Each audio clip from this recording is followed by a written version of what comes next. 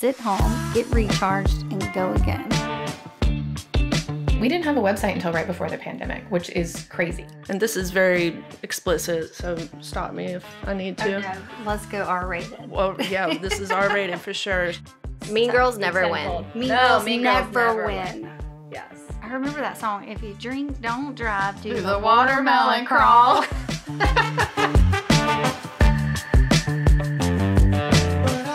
Hello, everyone. I have one of my most favorite people on the planet, Caitlin Burns, owner of Bubba Gumbos.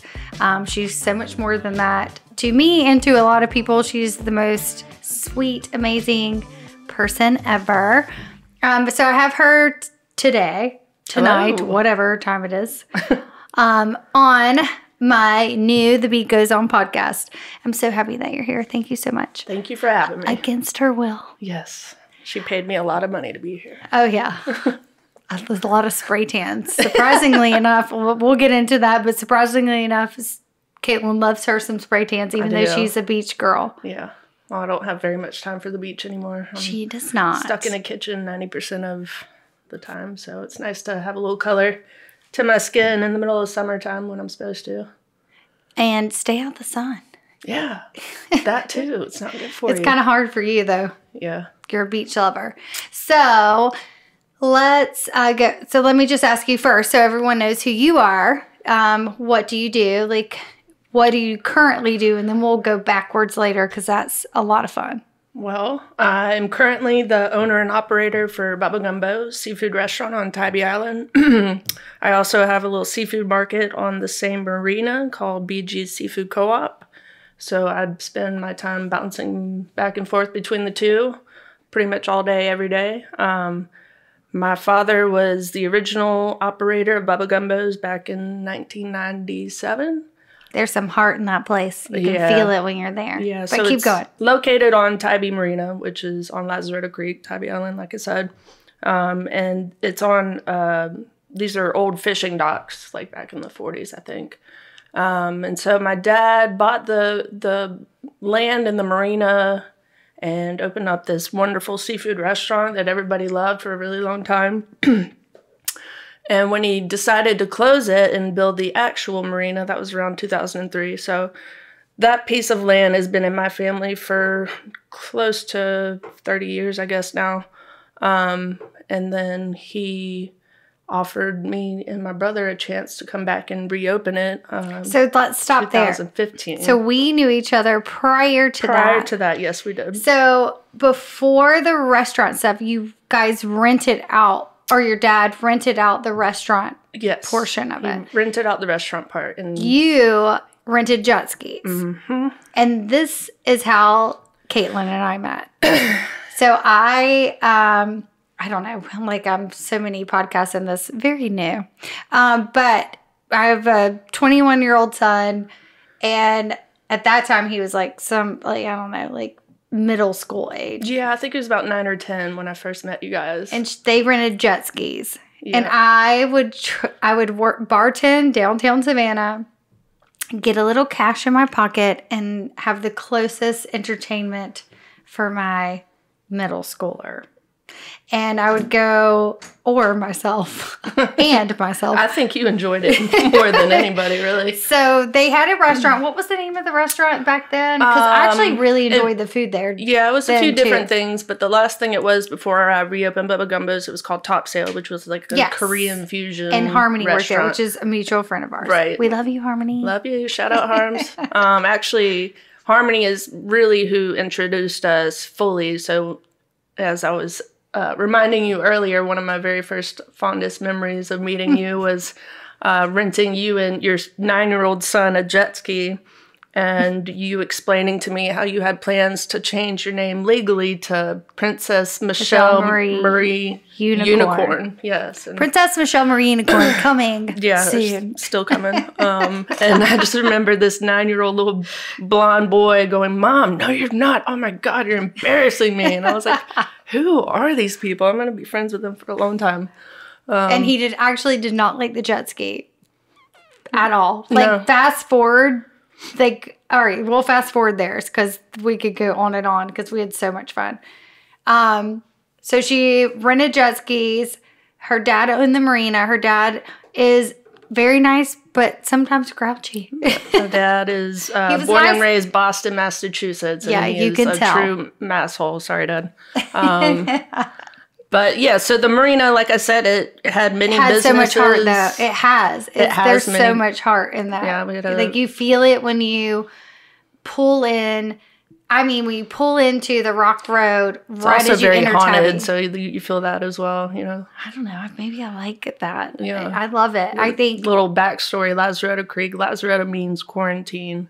I did not know that. Piece of land was a quarantine hospital back in Dude. the late 1800s, which is why my restaurant is very haunted. And I've got some stories on that for a future podcast for you. Dude, that is amazing. Wait, why? Wait, just go a little bit into that, please. Well, because I've known you for years, and I did not know a that. very rough synopsis. You know, don't quote me on any of this, but No, but like, what is your knowledge of it? well, like I said, it was a quarantine hospital. So when they were coming over in ships, if anybody was on the boat and was sick, they'd throw them off the boat and say, if you can swim back to this piece of land, there's a hospital there that if you make it, then you make it. But if not, this is where you also die. So it's kind of like a mass burial ground, Lazaretto Creek is. Damn. And I did not know that. It's not unusual for... But they have the best shrimp in Savannah. Yeah, don't let it scare you. We got really great shrimp. I ain't scared of those people. Who's ever, other than a scary movie, who's ever been like... No, but it's scary at night when you're by yourself closing up and wine glasses start flying and... Sounds like that's somebody's happened? Absolutely all the time. Oh my God, I love that. Dancing on the roof. Oh my God, I want to do a camp out at Bubba Gumbos. We actually have one coming up. Hopefully I'm there. March. It's called Ghost and Gumbo, and then we're gonna sell tickets. It'll be an after hours dining experience. That is such a good idea. What if I donate money to it and we can? What if we'll talk about this later? Yeah, I love this idea. This is such a good idea. Yeah. Anyway, so. Caitlin is a very dear friend of mine. The beauty, all right, let's just talk about like the spiritual whatever's going on at Bubba Gumbos. I felt that early on. It's a single mom of I have no idea what I'm doing. I had him at 18. Tybee was like free entertainment. Little did I know it was going to be church for me. Like I went there. I felt happier. I felt lighter. I felt connected. I know it's the ocean, the sky, the vibe. So maybe I love the ghost of the old quarantine. I don't know. It's all part of the charm. I love the place. I love you dearly. I love the whole aspect of it.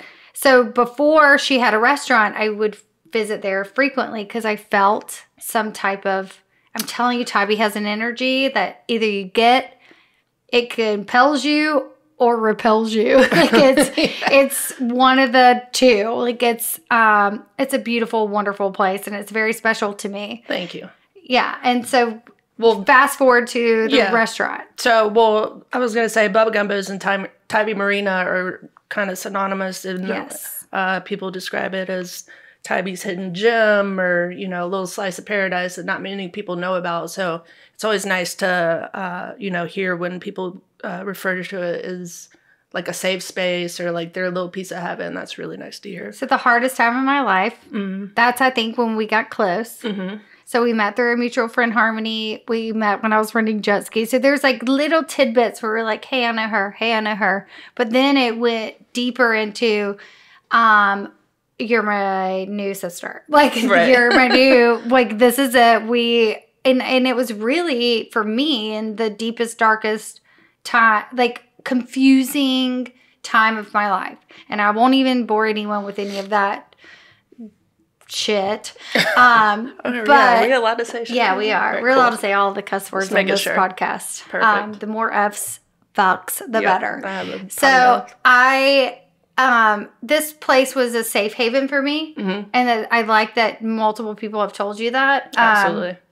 Also, her dad, there's like this little apartment that they were renovating so I could drink as much as I wanted. My son would stay at a campground on there. And there, I mean, if you just have to know we could go on and on. Like there's Bubba. There's like the most beautiful, wonderful personalities on Tybee, and I felt safe as a single. Like I could let my kid run around the island, and I, as an 18-year-old mom in my 20s, could actually be a 20-year-old. Yeah, you had your freedoms. I had my freedom, Gavin had but his freedoms. Yeah. So it was beautiful and wonderful for me in my life. But so then, my great friend who was coming in and out of Atlanta. I was living in Atlanta. So why were you in Atlanta? So I moved up to Atlanta. I'm born and raised in Savannah. I moved to Atlanta when I was about 18 to help my mom out. She was up there living. And I just ended up staying. I loved the city. It was brand new for me. And, you know, of course, into your early 20s, it's a giant playground for anybody. So I was there for 10 years. And then my dad one day sent my brother and I a text offering to let us come back and reopen Bubba Gumbos. And it just kind of snowballed. Wait, so Bubba Gumbos was a thing prior? Yes. So, see, I think I knew that, but I forgot it. A lot of people don't realize that, but my parents, they moved to Tybee and Savannah right before I was born. So before Forrest Gump. Before Forrest Gump was even a twinkle in anybody's eyes. But maybe they had other restaurants on Tybee. They had a place called the Ore House, which was more of a fine dining restaurant, which I remember fondly as a kid, just running amok in that restaurant and terrorizing the employees. And they had a bar down front where now Spanky's is. It used to be called PJ Wingers. And then when my parents split, you know, they closed the restaurant that they had together, and then that's when my dad bought the property on Lazaretta Creek and first opened Bubba Gumbos. Gotcha. See, I kind of knew that, but you're just like sparking old memories. Yeah. So he sent you and your brother a text. So fast forward to texting, because this there was previous right, yeah, from 80s, 90s to texting. Right. Here we are. So this was late 2014. Like I said, I was in Atlanta. My brother was in a little town called Milledgeville, Georgia. He was bartending and, you know, having a great time out there. And I just decided I just turned 28, and I decided it was time for me to really make my path in life and grow up and have a quote unquote real job. And you started a restaurant. So we started a restaurant. Let me tell you something. I'm going to stop you right there just briefly. Let me tell you something. We're going to get to that in a minute, but she did it right and she did it well. I don't know if I did it right at first. Well, nobody does. I think I'm getting the hang of it now. That's why I have this podcast, because nobody thinks we all feel like posers, but there was heart there. There was history there. I feel like maybe the owning a restaurant experience wasn't there, but the heart and soul was there. So I feel like you had a different purpose. It certainly played out in a way that I never could have imagined. So when we moved back, my brother and I, we started work late 2014, early 2015 on said buildings. Again, these were vacant for a couple of years, so they needed a lot of love and attention. And coming back, you know, I've always been front of house in restaurants. I worked in restaurants my whole life, bartending, serving, doing pretty much everything in front of house. And so I was in charge of front of house. My brother was in charge of back of house. Unfortunately, my brother only lasted about a year until we clashed so much. We didn't have the same vision for true siblings. Yeah, absolutely. And they are polar opposites. Patrick's not here, but shout out Pat. Love you, buddy. They are polar opposites. You have a lot of patience and Try. And kindness. So I think you're probably easier to work with. Yeah, also, I mean, that's sorry, that males. You're also female, right? Yeah, you know. So there's a little comes with a lot of experience. Yeah. But Patrick is still a part of the family business. He now runs the marina side of things because my dad's retired now. Anyway, so when my brother left, again, I'll reiterate, I've only been front of house my whole entire life. I had no idea how kitchens worked. I didn't know anything about ordering food. I didn't know this. None of it. I didn't know how to cut a fish, really. Like, I could do a little bit, I thought for sure you knew how to cut a fish. I mean, you know, I've always known how to cut, like, you know, small fish, like a little flounder here and there. But when, you know, we're bringing in... Wait, what year was this? So he lasted a year. So it was early 16 when Wow. we separated ways. I decided to stay with the restaurant and see it out.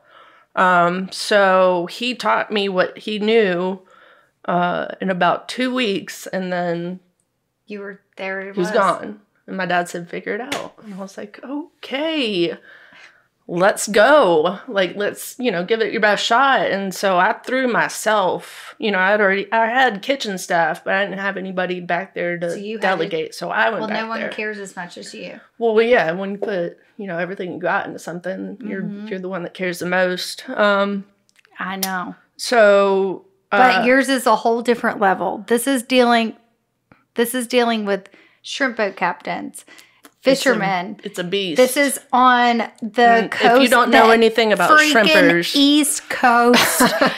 This is. I mean, I wish I could show you guys. I wish. Just imagine. This is like the coolest.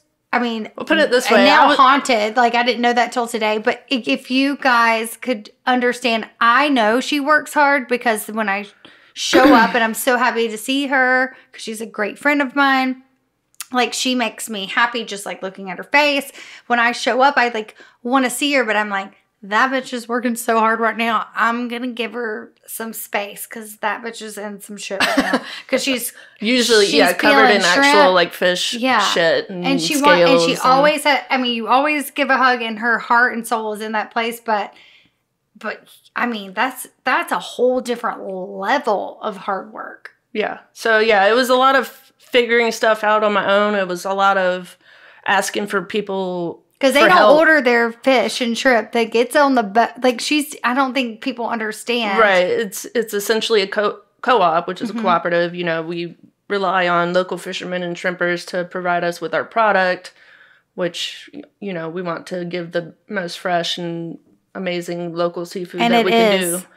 It is. It is really good. You can't do it better at home. You just can't. We put a lot of heart into it. So, again, I was left to my own accord to figure it out.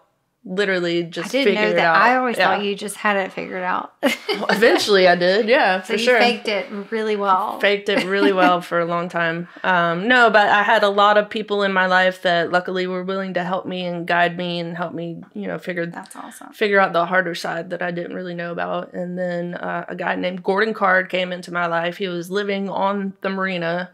The marina has liveaboard boats, so he was staying on one, and he's a self-taught chef per se, so he needed work. And what year was this? This was going into 17. Is this when the burger with the shrimp and the sauce was on it? Oh yeah.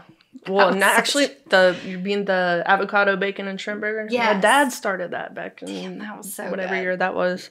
But anyways, Gordon kind of came to my rescue, and he taught me all the things that I needed to know.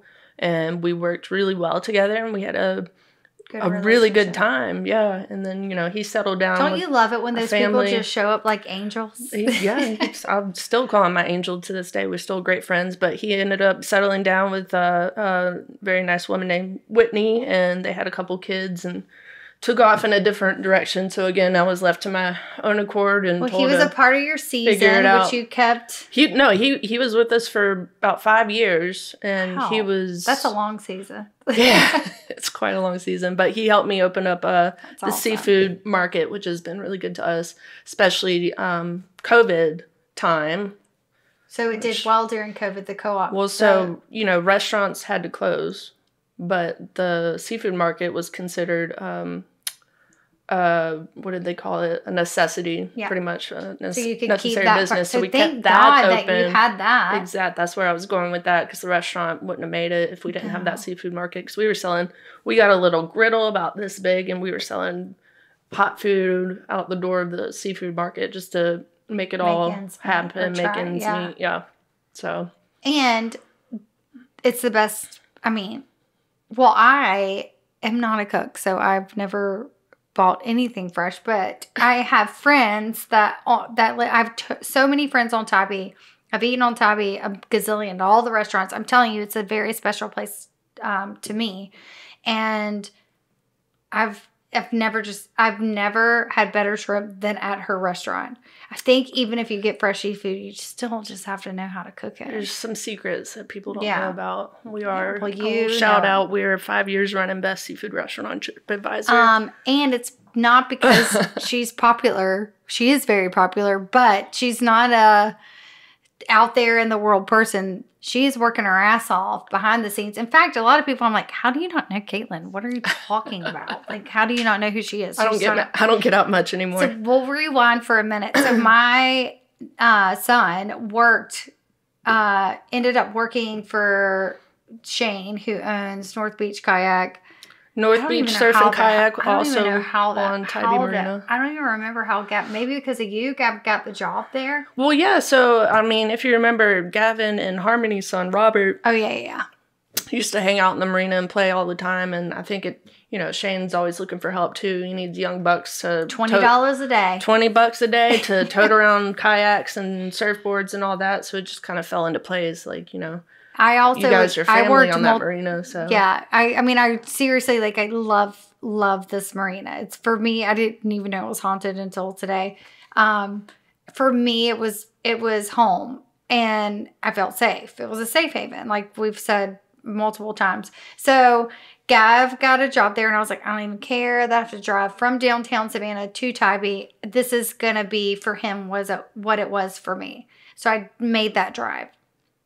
$20 a day. I'd sometimes get there late. By the time I got there, he had spent all of his $20 at Bubba Gumbos. key lime pie. Jeez, That was all he ever ate. And he always tipped because his mom was a bartender. I was a bartender back then. We have the best memories at this marina, at this place. So, I mean, if anyone's in Savannah, I know you can't work that hard forever, so you got to get there as quick as you can because it's hard work. Out. It is really hard work. She taught herself how to labor intensive. Yes, very. I mean, you can taste it in the food. There's no quick. General kitchen work is hard work, but then you also have to count for lugging around giant fish and giant coolers of shrimp and boxes of shrimp and dealing with shrimpers in general. I've mentioned before, if you're not familiar with actual shrimpers, they are a very special breed of people. Why? You want to know why? Well, I've got a story in my head that I could think about right now. There was a guy named Anthony. He was a shrimper, and his girlfriend Tanya was also a shrimper. And it's a hard job, so it takes somebody real tough to do the job. But that also takes a type of person that needs relief when they're done with the job, so they tend to drink a lot and party all this stuff. And so one day, work hard, play hard. Yeah, work hard, play hard. I was at the restaurant, and Anthony, said shrimper, walks up with bloody shorts, and I said, Anthony, what's going on, man? Are you okay? And he was like, and this is very explicit, so stop me if I need to. Oh, no. Let's go R-rated. Well, yeah, this is R-rated for sure. So he said, man, my girl tried to cut my piece off last night because I wouldn't have a threesome with her. And I said, are you kidding me? Anthony, do I need to take you to the hospital? He was like, no, it's fine. I put some duct tape on it. And that's just God, like, that's what she deals with. And she still like maintains a relationship. And this is... It takes a special person to keep it going and keep everybody happy. And you're that special person. You keep the shrimpers happy. They keep you happy. They bring you the shrimp first. And so, I try to take care of my boys. And that's a rough lifestyle. That lifestyle for them is so rough. It is really rough. I mean, there are reality shows about it, but come on. Well, I was going to say, I don't know if you remember, but... Excuse me. The Bravo channel approached me via Facebook Messenger one time and wanted to make a reality show about us. And I said, absolutely fucking not. Because I know exactly how y'all are going to make us look. And it's going to be crazy. And now I kind of wish... And you have like how many... you wish you would have done I kind of wish I would have done it. It would have been, really entertaining, to say the least. Maybe... I might still reach back out to her. Yeah. This was like 5 years ago, but...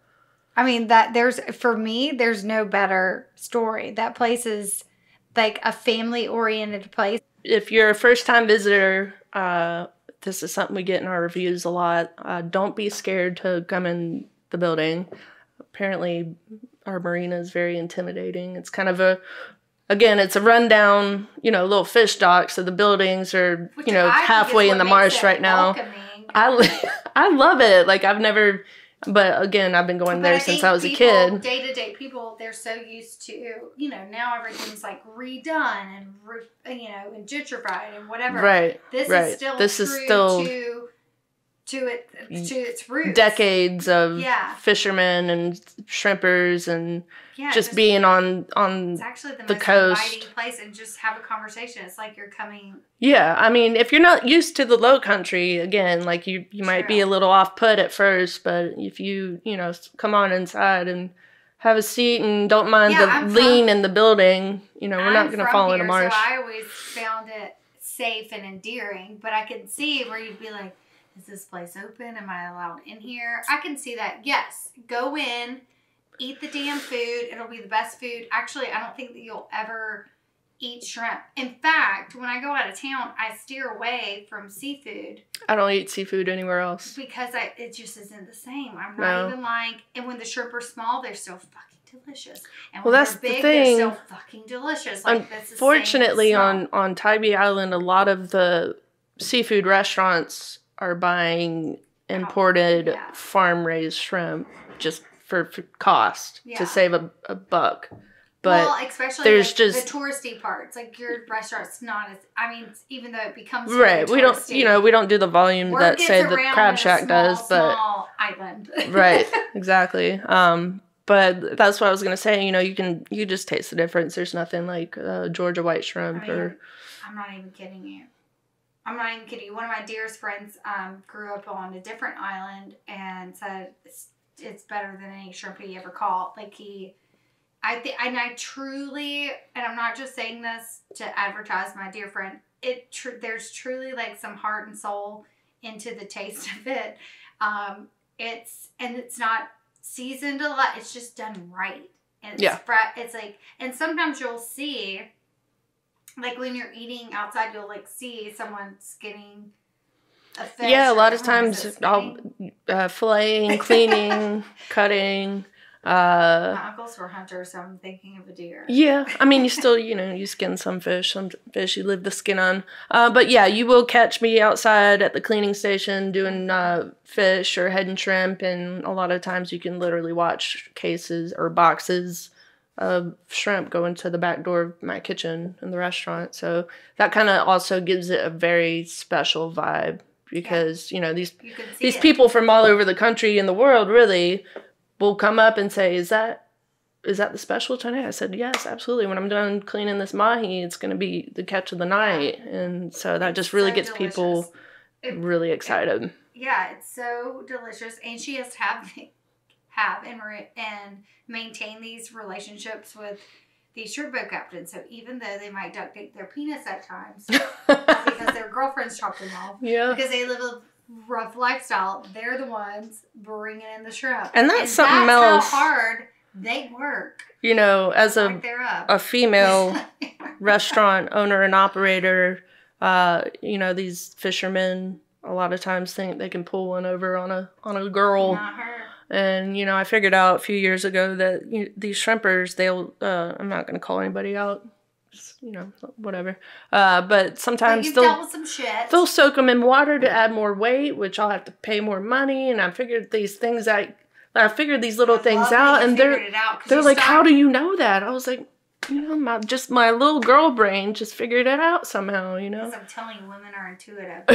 So what the main, this is why I think I said this earlier to my producer of the podcast. I said, this is going to be the most badass woman in Savannah that we've had on this podcast. And anyone we have after her is going to be hard to match up because it'll just be different. Let's just talk about what we've already talked about.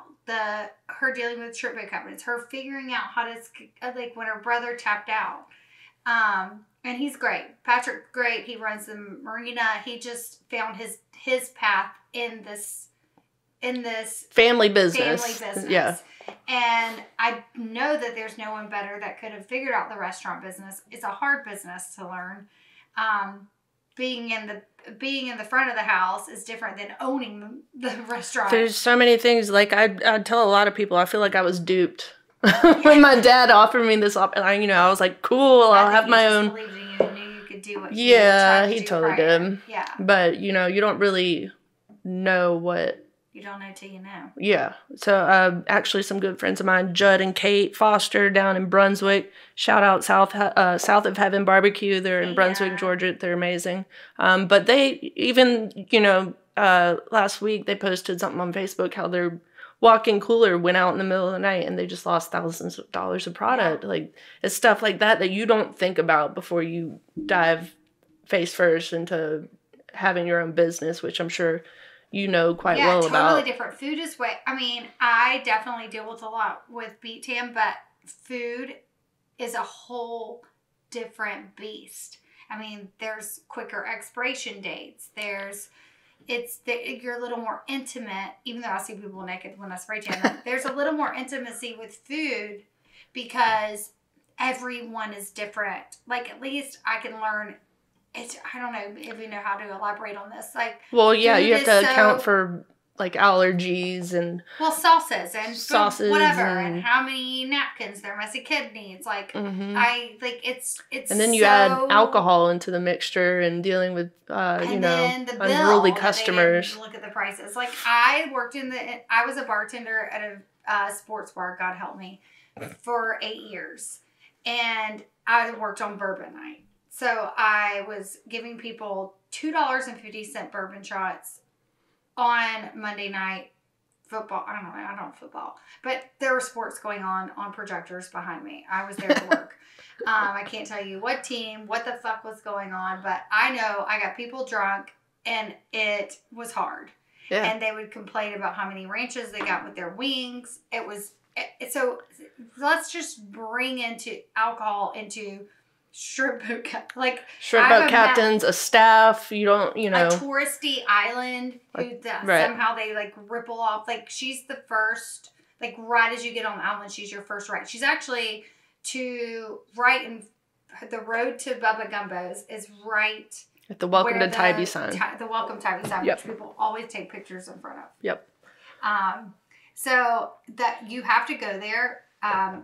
And you have to be patient because it's going to be the best seafood you've ever had. That's probably our biggest struggle today is patience. Everyone's struggle, but in your case, we have I won't push, but I want to know. Yeah, well, we have a really small kitchen to start with, but everything that we make is made fresh to order, so it's not like. Also, it's not affordable because it's become so touristy. And was this prior to COVID, prior to everything? Tybee's very touristy. Mm-hmm. So it was expensive to live there.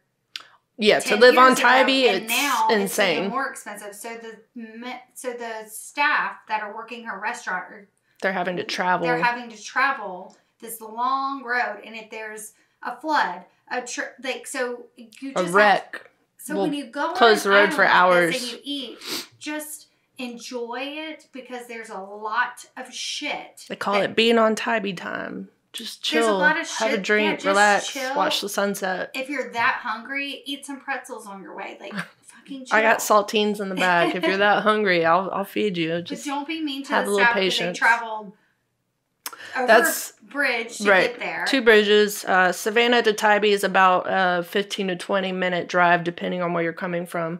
But like you mentioned, there's one way on and one way off. And if something happens, you're stuck. You're not going anywhere for hours. I've been stuck at least on there for overnight when I had appointments for I've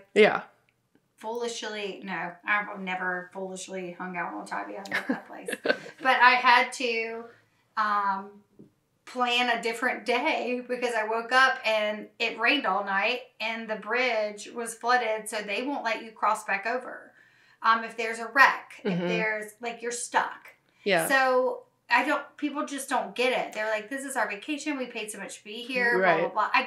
We both get both sides, get the travelers, but that's the ambiance. That's the beauty of the island, is it's an island. Right. Yeah. Enjoy your time. You know, it's really pretty out here.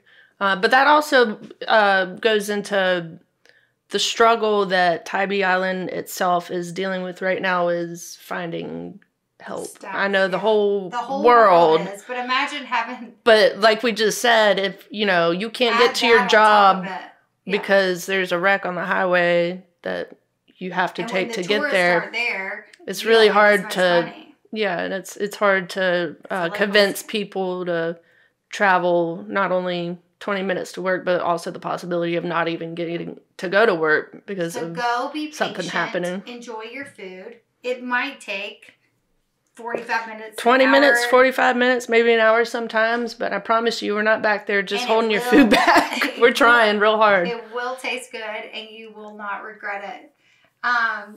And it's different, like downtown Savannah, you get a whole different vibe. Savannah's great. It's beautiful. It's wonderful. But there's just a whole different soul on Tybee. And it really was a life changer for me, or like a lifesaver rather, for me in a weird, where I felt like I didn't belong in anywhere in the world. Because I had Gavin at 18. All my friends went to college. I was like a chicken with its head cut off. I felt like that. And it's a mix of people from young age to, I mean, like really older. Like We get those snowbirds that come from up north. It's like you feel like you found your family when you're there. And it really was a safe haven for me. And one funny thing is, so when Caitlin opened the restaurant, when I got close with her, I wanted to be around her as much as possible. She was busting her ass, and there was no doubt about it. And I started to get a little more freedom as Gavin got older. He started to go to his dad's more. But my business slowly started to grow. Mm-hmm. And there was, remember the one night, like we would have a lot of fun. We would drink a lot of tequila. Lots of tequila. Yes, because Tybee will take over. And, I was like I was ready to let loose. She was working hard and play hard, and I was just like, I can't even do that anymore. Ready to but ready to like pop out. Like I was just, there was a moment in time where we had so much fun. Mm-hmm. So I woke up one morning. They had an apartment at the arena. So no drinking and driving, no bullshit. No, we don't mess with that. So there was like this little apartment out in the marina. Y'all rent it out now. Like somebody lives there currently, but it goes through different, tenants and whatnot. There was a phase where like that was a crash pad. Yeah. So I crashed there, woke up, was like, oh my God, I have spray tans. So I left to go do spray tans. I got home. Gavin and his friend had stayed actually at the house downtown. Again, I had a little more freedom because he was a teen at this point. And I show up and they had made a mess of the house. I don't remember what, but I was mad at him. So I made him work, remember? And I put him in the car and I was like, you have to carry all my spray tan equipment into the houses because I have a mobile spray tan business. So I was like, you have to carry it into the houses. And he carried it into one of the houses and it was Jackie Sandler. Remember I texted you? I had partied all night with you. Yeah. Yeah. And then I walked out. Gavin was like pissed off because he was in trouble and he was having to carry the spray tan equipment. And I walked down the stairs of a beautiful house on Jones Street and was like, dude, Adam Sandler's in there. Mm-hmm. Yeah, was like, this is the best punishment ever. Yeah. But we had remember some I fun called times. you? I was like, oh my God, you're the... And you know what her response was? Good for you. You deserve it. And I was like, I look like I'm dying. And she still likes me. Like, He didn't know the difference. Yeah, nobody knew the difference that I was hungover on Tybee. I think I was just on cloud nine. I know I was on cloud nine. I was having the best time. I was single as shit. I didn't even care. There was no loneliness. I just was like. We just had fun. I remember coming over the bridge on the way there after a long day of work, and I usually wouldn't get over there till around sunset. And you just know you're living your life right when you go over that bridge at sunset. Mm-hmm. When you see that moon, it's really you see special. That sky, it's so special. Yeah. And you see that. You have the bay on the left and the shrimp boats on the right, which is where we are. Our docks are down there. It's really cool to see. It's small enough where you can just like breathe it and take it all in and just know you live. I'm so lucky to live in a place. And then to get over that bridge and have a friend at the marina, that's the first fucking thing you see. And like, I'm going to have tequila and a red stripe with her. There you go. And then Huckapoos. Yep. Which is not on the, like, you can't even see Shout out to Huckapoos. Yeah, Huckapoos. Pizza, best pizza on Tybee. Wait, what's happening with that? With their stay, like what's happening with the neighborhood thing? I haven't kept up with it recently. The neighbors are trying to like that's in the past. It was a whole gone. Noise ordinance that was which makes no started because of Tybee. It makes no sense. Well, like, yeah, what? it's just ridiculous. Tybee is a it's a destination place, and it's a drinking town, and it's a party town, and people go there to have a good time. And you don't buy a house by the one. You don't buy a house by the busiest bar and restaurant on Tybee. Host all the local bands, right? Like Don't. So it was just this one miserable old lady that was calling in every night, every single night. Yeah, pretty much. No, what Eric did is he built these shutters that he can close at night to prevent the sound from traveling to her little poor ears. She just needed some kind of attention. Yeah. Eric, the owner of Huckabooses, I'm telling you, the owners of the businesses that have been there forever, you meet them and you know they have heart because it's hard. It is hard. Business on Tybee. It's hard to own one anywhere, as you can imagine. But it's a whole different beast. Tybee's a whole different beast. Yeah. Yep. Well, I love you so much. I love you. Thank you for having me. Well, I mean, against her will. Still against my will. A cocktail to be here. No, you seriously are the hardest working person I know. Well, back at you, because I just wanted to say. I looked up to you. I was like, no matter what, you persevered.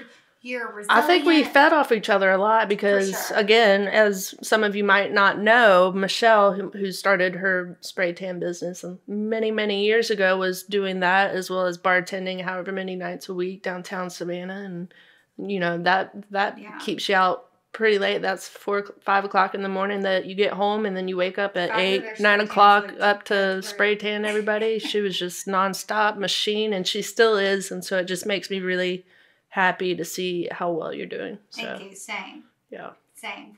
I looked up to you. It's crazy that you made me want to work harder from watching you. And and on that note, Savannah has a great, maybe other cities have, but we have a great group of women here.